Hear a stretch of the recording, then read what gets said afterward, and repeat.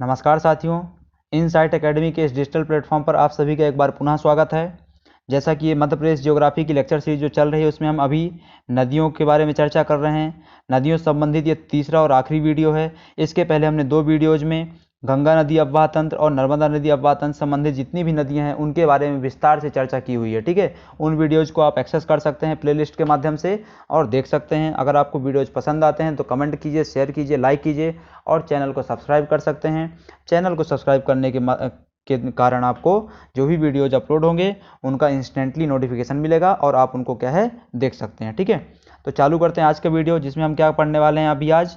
तो हमने क्या है जो गंगा नदी अफवाह तंत्र उसको पहले देख लिया है, नर्मदा नदी अफवाह तंत्र उसको पहले हमने देख लिया है। अब आपको इसके अलावा जो अब नदी अफवाह तंत्र बचते हैं जिसमें ताप्ती है, गोदावरी है, माही है, इन सभी अफवाह तंत्रों को हम यहाँ पे कवर करने वाले हैं। ठीक है, तो सबसे पहले क्या आ जाता है आपका ताप्ती नदी अफवाह तंत्र आता है। ठीक है, ताप्ती नदी अफवाह तंत्र के बारे में देखते हैं। इसका उद्गम कहाँ से होता है?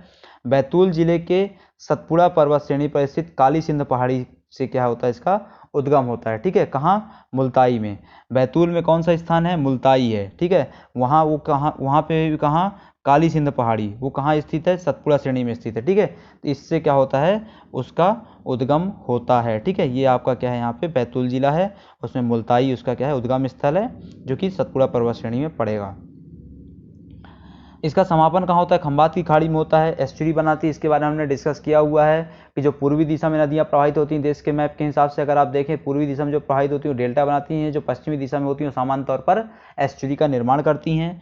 ठीक है, तो ये खंभात की खाड़ी में गिरती है। यह नर्मदा के समानांतर पूर्व से पश्चिम सतपुड़ा व अजंता पर्वत श्रेणी के मध्य प्रवाहित होती है। अच्छे से याद रखिएगा। ठीक है, क्या याद रखिएगा कि विंध्याचल और आपकी जो वो है सतपुड़ा है उसके बीच में क्या प्रवाहित होती है? आपकी नर्मदा नदी प्रवाहित होती है। ठीक है, और ये सतपुड़ा और आपका जो उसमें क्या जाता है अजंता पर्वत श्रेणी आती है महाराष्ट्र की, उसके बीच क्या प्रवाहित होती है? आपकी ताप्ती नदी प्रवाहित होती है। ठीक है, तो आपसे पूछा जा सकता है कि ताप्ती नदी किन पहाड़ियों के बीच प्रवाहित होती है? तो अजंता और सतपुड़ा पर्वत श्रेणी के मध्य प्रवाहित होती है। ठीक है, लंबाई क्या है इसकी? 724 किलोमीटर है, जिसके उपनाम क्या है? सूर्यपुत्री, सुरसुता, पयोष्णी, तापी इसके क्या है अन्य नाम है। सूर्यपुत्री, सुरसुता, पयोष्णी और तापी इसके अन्य नाम है। यह मध्य प्रदेश और महाराष्ट्र के मध्य क्या करती है? सीमा का निर्माण करती है। हमने पहले वीडियो में क्या देखा हुआ था? चंबल नदी मध्य प्रदेश और राजस्थान के मध्य सीमा का निर्माण करती है। ठीक है, वैसे ही आपकी ताप्ती नदी जो है मध्य प्रदेश और महाराष्ट्र के मध्य सीमा का निर्माण करती है, जिसका अफवाह तंत्र लगभग 65,000 वर्ग किलोमीटर का है। और इसकी जो अफवाह तंत्र किस प्रकार का है? अनुगामी प्रकृति का है। किस प्रकार का है? अनुगामी प्रकृति का है। इसकी सहायक नदियाँ क्या हैं? कालीभीत है, पूर्णा है, ठीक है, अमरावती, अरुणवती, गिरना, बोरी, ये सब याद रखते हैं। आपको जो महत्वपूर्ण याद रखनी हो क्या है? कालीभीत, पूर्णा नदियों को याद रखना है। ठीक है, सहायक नदी के तौर पर। परियोजना क्या चल रही है यहाँ पे? तो सबसे बड़ी जो परियोजना चल रही है वो क्या है? उकाई परियोजना। किसके साथ चल रही हो? मध्य प्रदेश और गुजरात राज्य के मध्य चल रही है उकाई परियोजना। इसके अलावा यहाँ पे क्या चल रहा है? हटनूर बांध चल रहा है महाराष्ट्र में। इसी उसमें ताप्ती नदी में क्या चल रहा है? महाराष्ट्र में हटनूर बांध संचालित है। ठीक है, विशेष क्या है इसके बारे में कि सर्वाधिक मिट्टी के टापू क्या है? यहीं पर पाए जाते हैं। सर्वाधिक मिट्टी के टापू कहाँ पाए जाते हैं आपके? तो यहीं ताप्ती नदी में पाए जाते हैं। ठीक है, स्वाली और सूरत बंदरगाह भी इसी नदी पर स्थित हैं। गुजरात में जो दो बंदरगाह हैं, स्वाली बंदरगाह और सूरत बंदरगाह है, ये दोनों किस प्रकार के बंदरगाह हैं? रिवराइन बंदरगाह हैं, मतलब नदी बंदरगाह हैं। और ये किस नदी में अवस्थित हैं आपके? तो ताप्ती नदी में अवस्थित है। ठीक है, आगे चलते हैं। अब अगला देखते हैं गोदावरी नदी अफवाह तंत्र। तो गोदावरी जो नदी अफवाह तंत्र है उसमें 5 नदियां आती हैं सामान्य तौर पर। कौन कौन सी हैं वो? वेनगंगा, बाघ, बावनथाड़ी, पेंच और कान्हन। ये 5 नदियां आती हैं। कौन कौन सी? वेनगंगा, बाघ, बावनथाड़ी, पेंच और कान्हन नदियां आती हैं। तो इनके बारे में यहाँ पे हम देखते हैं थोड़ा। सबसे पहले आती है गोदावरी नदी। गोदावरी नदी कहाँ से निकलती है? त्र्यंबकेश्वर की पहाड़ी से निकलती है। कहाँ से निकलती है? त्र्यंबकेश्वर की पहाड़ी से, जो कहाँ है? नासिक में है। नासिक कहाँ है आपका? महाराष्ट्र में है। ठीक है, इसका अफवाह कितना है? मध्य प्रदेश में सिर्फ बात कर रहे हैं। गोदावरी नदी एक बहुत बड़ी नदी है, बहुत बड़ा अफवाह तंत्र है उसका, पर मध्य प्रदेश में मात्र कितना है इसका? 833 वर्ग किलोमीटर का इसका अफवाह तंत्र है, जिसकी सहायक नदी क्या है? वेनगंगा और वर्धा।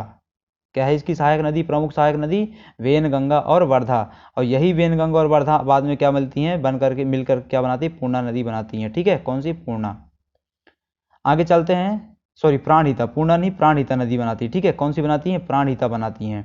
आगे चलते हैं, वेनगंगा नदी को देखते हैं, जिसका उद्गम कहाँ से होता है, आपके सिवनी में स्थित मुड़वारा गांव से होता है। ठीक है, सिवनी में स्थित कौन सा है, मुड़वारा गांव, जो कि पारसवाड़ा के पहाड़ में स्थित है, परसवाड़ा के पहाड़ में स्थित है। वहां से इसका क्या होता है, वेनगंगा नदी का उद्गम होता है, जो गोदावरी नदी में क्या हो जाती है, समाहित हो जाती है। ठीक है, अब यहाँ पे जो गोदावरी नदी से में दो नदियाँ समाहित हो रही हैं, वेनगंगा और वर्धा, यही दोनों नदियाँ मिलकर के क्या बनाती हैं, प्राणहिता बनाती हैं। ठीक है, इन्हीं दोनों नदियों का संगम क्या कहलाता है, प्राणहिता कहलाता है। ठीक है, यहाँ पे इसकी लंबाई कितनी है, वेनगंगा नदी की लंबाई कितनी है, टोटल 570 किलोमीटर है। अब यहाँ पे एक यूनिक फैक्ट है, उसको अच्छे से याद रखना है, वो क्या है, भीमगढ़ बांध। वेनगंगा नदी में एक बांध बना हुआ है, भीमगढ़ बांध, जिसका अन्य नाम क्या है, संजय सरोवर बांध है। ये एशिया का सबसे बड़ा मिट्टी का बांध है। ये क्या है, एशिया का सबसे बड़ा मिट्टी का बांध है, जो किस जिले में है, सिवनी जिले में है। ठीक है, तो इसको अच्छे से आपको याद रखना है। गोदावरी नदी तंत्र की जो तीसरी नदी आती है वो आती है पेंच। पेंच का उद्गम कहाँ से होता है, आपके छिंदवाड़ा में स्थित सतपुड़ा श्रेणी से होता है, और गोदावरी नदी में क्या होती है, समाहित होती है। इसकी जो प्रमुख सहायक नदी है वो क्या है, बावनथाड़ी। कौन सी, बावनथाड़ी। दूसरी कान्हन नदी, और तीसरी क्या है, कुलबहरा नदी। ठीक है, बावनथाड़ी, कान्हन और कुलबहरा इसकी सहायक नदियां हैं। ठीक है, आगे चलते हैं, वर्धा नदी आती है। वर्धा कहाँ से निकलती है, मुल्ताई के उत्तर पूर्व में वर्धन शिखर से निकलती है। कहाँ से निकलती है, वर्धन शिखर, शिखर पहाड़ी या चोटी हो गई, तो वर्धन चोटी या वर्धन शिखर से निकलती है, जिसका समापन कहाँ होता है, वेनगंगा नदी में समाहित हो जाती है। ठीक है, तो जब ये वर्धा और वेनगंगा समाहित होती है, तो उसको आगे जो शाखा निकलती है उसको क्या बोलते हैं, प्राणहिता बोलते हैं। ठीक है, तो ये क्या था, आपका पूरा गोदावरी नदी तंत्र था, जिसमें हमने सबसे पहले ताप्ती नदी तंत्र को विस्तार से चर्चा की, फिर हमने गोदावरी नदी तंत्र की चर्चा की। अब आते हैं माही नदी तंत्र में। माही नदी तंत्र में जो एकमात्र नदी है वो स्वयं माही है, उसके बारे में चर्चा करते हैं। इसका उद्गम कहाँ से होता है, माही नदी का धार जिले से होता है। कहाँ से होता है, धार जिले से इसका उद्गम होता है, और उसका समापन कहाँ हो जाता है, खंबात की खाड़ी में इसका समापन हो जाता है। कहाँ होता है, खंबात की खाड़ी में इसका समापन होता है। 3 नदियों का आपने खंबात की खाड़ी में समापन देखा, कौन कौन सी नदियाँ, नर्मदा, ताप्ती और माही। ठीक है, अच्छे से याद रखिएगा। ठीक है, ये आपकी खंबात की खाड़ी में माही नदी आके गिरती है, यहाँ आपका धार से उसका क्या होता है, उद्गम होता है। इसकी जो सहायक नदियाँ क्या हैं, आपकी अनास है, जाखम है, सोम है, इसकी सहायक नदियाँ हैं। इसको पृथ्वी की पुत्री कहा जाता है। माही नदी को क्या कहते हैं, पृथ्वी की पुत्री कहते हैं। यह भारत की एकमात्र नदी है जो कर्क रेखा को 2 बार काटती है। यह भारत की एकमात्र नदी है जो कर्क रेखा को 2 बार काटती है। ठीक है, अच्छे से याद रखना है इसको। इसमें जो परियोजना चल रही है वो कौन सी चल रही है, जमनालाल बजाज परियोजना चल रही है राजस्थान में, और कड़ाना बांध परियोजना चल रही है गुजरात में। जमनालाल बजाज परियोजना माही नदी में चल रही है राजस्थान में, कड़ाना परियोजना माही नदी में चल रही है गुजरात राज्य में। ठीक है, आगे चलते हैं। अगला जो अफवाह तंत्र है, आखिरी अफवाह तंत्र, वो है महानदी का अफवाह तंत्र। जो महानदी का अफवाह तंत्र है उसका उद्गम कहाँ से हुआ है, महानदी का उद्गम वो कहाँ से हुआ, छत्तीसगढ़ में हुआ है। ठीक है, अमरकंटक की पहाड़ियों में छत्तीसगढ़ में इसका क्या हुआ है, उद्गम हुआ है। ये बंगाल की खाड़ी में क्या हो जाती है, समाहित होती है, समाप्त होती है। ठीक है, मध्य प्रदेश में महानदी अफवाह तंत्र में केवल एकमात्र नदी शामिल है। मध्य प्रदेश में महानदी का जो अफवाह तंत्र उसमें मात्र केवल एकमात्र नदी शामिल है। महानदी की जो एक सहायक नदी है वो क्या है, हसदो नदी है। महानदी की जो सहायक नदी है प्रमुखता है वो कौन सी है, हसदो नदी है। ठीक है, यह प्रदेश का सबसे छोटा अफवाह तंत्र है।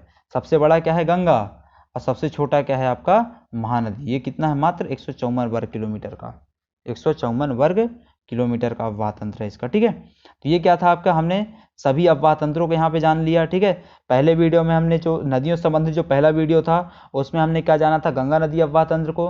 दूसरे वीडियो में हमने डिटेल में जाना था नर्मदा नदी के अफवाह तंत्र को। तीसरे वीडियो में जो बाकी के 4 अफवाह तंत्र थे बचे हुए, ताप्ती का अफवाह तंत्र, गोदावरी का अफवाह तंत्र, माही नदी का अफवाह तंत्र और आपका महानदी का अफवाह तंत्र, इसके बारे में हमने यहाँ पर डिटेल से जाना। ठीक है, अब यहाँ पे कुछ अन्य नदियाँ हैं उनको देख लेते हैं थोड़ा सा। सबसे पहली नदी आती है धसान नदी। धसान नदी कहाँ से निकलती है, बेगमगंज रायसेन से निकलती है, और बेतवा नदी में क्या होती है, समापन होता है इसका।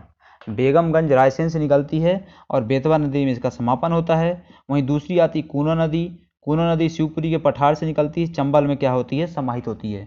शिवपुरी के पठार से निकल के चंबल में समाहित होती है। इसके संबंध में जो महत्वपूर्ण चीज़ है वो क्या है कि यह कूनो वन्य जीव अभयारण्य स्थित है। यहाँ पर क्या है, कूनो वन्य जीव अभयारण्य क्या है, स्थित है। ठीक है, आगे आता है कुंवारी नदी। कुंवारी नदी का उद्गम कहाँ से हुआ, शिवपुरी के पठार से हुआ है, और समापन का होता है भिंड में हो जाता है इसका, सिंध नदी में। कौन सी नदी में, सिंध नदी में इसका समापन होता है। अगली जो नदी हो है गार नदी। गार नदी का उद्गम कहाँ हुआ है? लखनादौन से हुआ है। समापन कहाँ होता है इसका? नर्मदा नदी में होता है। ठीक है, तो ये क्या थी आपकी कुछ अन्य सहायक नदियाँ थी। ठीक है, छोटी नदियाँ। अब यहाँ पे कुछ फैक्ट दिए हुए हैं, इन फैक्ट को एकदम अच्छे से क्या करना है? घूटी बना के पी लेना है, पूरा अच्छे से याद कर लेना है इनको, एक भी फैक्ट को नहीं भूलना है हमको। ठीक है, जिसमें सबसे पहले क्या आता है? मध्य प्रदेश की गंगा आती है, जिसको क्या बोलते हैं? बेतवा बोलते हैं। मध्य प्रदेश की गंगा किसको बोलते हैं? बेतवा को बोलते हैं। क्यों बोलते हैं? क्योंकि प्रदूषण का स्तर इतना ज़्यादा है उसमें। ठीक है, तो मध्य प्रदेश की गंगा बेतवा हो गई। मध्य प्रदेश की गंगा ही क्या बोलते हैं? नर्मदा को ही बोलते हैं, लेकिन किसके आधार पे? पवित्रता के आधार पे। मतलब गंगा को जो स्थान हम हमारे दिल में देते हैं, जिस तरीके से पूजते हैं, उसी प्रकार से हम नर्मदा मैया की ही पूजा करते हैं। ठीक है, तो पवित्रता के आधार पर गंगा किसको बोलते हैं? प्रदेश की नर्मदा। प्रदूषण के आधार पर गंगा किसको बोलते हैं? प्रदेश की बेतवा को। ठीक है, बुंदेलखंड की गंगा क्या है? बेतवा नदी है। अगेन बुंदेलखंड गंगा क्या है? बेतवा है।